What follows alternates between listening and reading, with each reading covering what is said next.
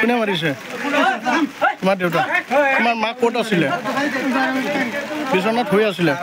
শুই থকা অৱস্থাত মাৰিছে কিহেৰে মাৰিছে কাঠৰ লাখুটিৰে ৰাতিপুৱা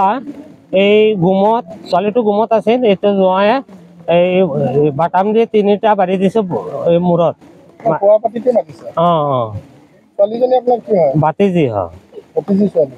এনে কিবা ঘৰুৱা কণ্ট্ৰল আছিল নহয়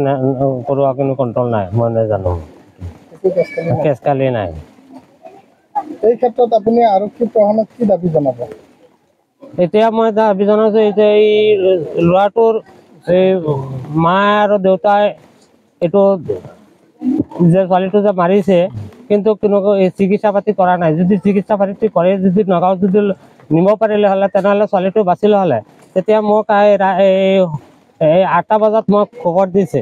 সেই পৰ্যন্ত ইয়াতে ঘৰতে আছে লৈ তেতিয়া এই পাছত মাৰাৰ আৰু 2 ঘণ্টা 1 ঘণ্টা পাছত মৰিছে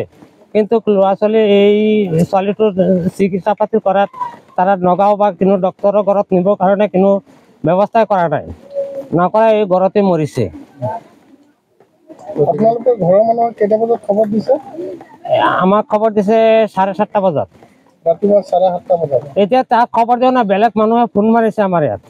কিন্তু এইটো পৰিয়ালৰ মানুহে আমাক খবৰ দিয়া নাই বেলেগ মানুহে ফোন মাৰিছে সেই ফোনটো পাই মই আহিছোঁ আপুনিও হাতত লৈছে নেকি ডাঙৰ ডাঙৰ কনষ্ট্ৰাকচনৰ কাম আপুনিও হাতত লৈছে নেকি ডাঙৰ ডাঙৰ প্ৰজেক্টৰ কাম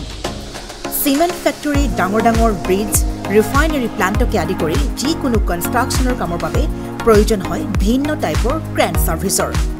গতিকে এতিয়াই যোগাযোগ কৰক ক্ৰেনেক্স ক্ৰেন হায়াৰিংক য'ত crane available up to 500 tons capacity